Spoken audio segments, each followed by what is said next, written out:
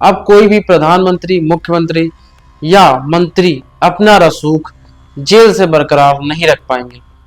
जी हाँ, यानी कि अगर प्रधानमंत्री, मुख्यमंत्री या अन्य कोई भी मंत्री किसी गंभीर अपराध में फंसकर लगातार 30 दिन हिरासत में रहते हैं तो 31वें दिन उन्हें पद से हटाना अनिवार्य होगा। जी हाँ, लोकसभा में केंद्र सरकार ने 3 विधेयक जो है वो पास किए हैं। भारत सरकार अब संवैधानिक ढांचे में बड़ा बदलाव लाने की तैयारी कर रही है। गृह मंत्री अमित शाह बुधवार यानी कि 20 अगस्त को लोकसभा में 3 अहम विधेयक उनके द्वारा पेश किए गए, जिनका उद्देश्य प्रधानमंत्री, केंद्रीय मंत्री, मुख्यमंत्री और राज्यों के केंद्र शासित प्रदेशों के मंत्रियों को गंभीर आपराधिक मामलों में गिरफ्तार और 30 दिन तक हिरासत में रहने की स्थिति में पद से हटाने का कानूनी आधार प्रदान करना है। अभी संविधान में ऐसी कोई स्पष्ट व्यवस्था मौजूद नहीं है। विपक्ष के लोग इस बिल का विरोध कर रहे थे। जी हाँ, जैसा कि विपक्ष हर बार करता है, किसी भी विधेयक का, किसी भी कानून का वो लगातार विरोध करता है, वैसे ही विपक्ष ने इस बार भी लगातार अपना जो है विरोध करना जारी रखा। आपको बता दें, तीनों विधेयक में से संविधान में 130वां संशोधन विधेयक 2025, जम्मू कश्मीर पुनर्गठन संशोधन विधेयक 2025, केंद्र शासित प्रदेश सरकार संशोधन विधेयक 2025, ये तीनों विधेयक थे।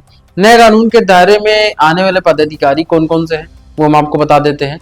प्रधानमंत्री, केंद्रीय मंत्री, मुख्यमंत्री, राज्यों के मुख्यमंत्री, राज्यों के जो मंत्री होते हैं, मंत्रीगण, केंद्र शासित प्रदेशों के मुख्यमंत्री और मंत्री, जैसे कि दिल्ली, पुडुचेरी, जम्मू कश्मीर। विधेयकों में कहा गया है कि प्रधानमंत्री, मुख्यमंत्री या मंत्री को किसी ऐसे अपराध में गिरफ्तार किया जाता है जिसकी सजा कम से कम 5 वर्ष या उससे अधिक हो सकती है और वह लगातार 30 दिन तक हिरासत में रहते हैं तो 31वें दिन उनको अपने पद से हटाना अनिवार्य होगा। प्रधानमंत्री को राष्ट्रपति हटाएंगे, मुख्यमंत्री को राज्यपाल हटाएंगे, राज्य मंत्री को मुख्यमंत्री हटाएंगे, केंद्र शासित प्रदेशों के मुख्यमंत्री को उपराज्यपाल हटाएंगे। रिहाई के बाद उनकी फिर से नियुक्ति संभव है।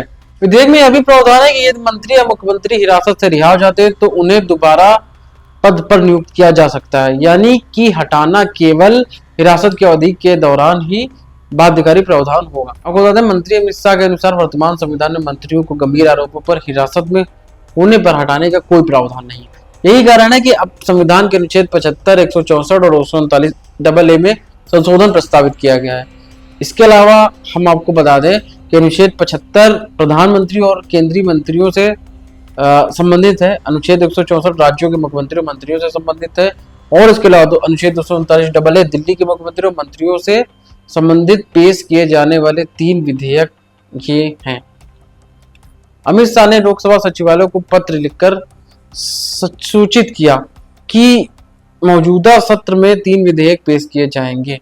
संविधान में 130वां संशोधन विधेयक 2025, जम्मू कश्मीर पुनर्गठन संशोधन विधेयक 2025, केंद्र शासित प्रदेशों की सरकार संशोधन विधेयक 2025, ये विधेयक जम्मू कश्मीर, पुडुचेरी और दिल्ली सहित सभी केंद्र शासित प्रदेशों और राज्यों में इस प्रक्रिया को लागू करेंगे।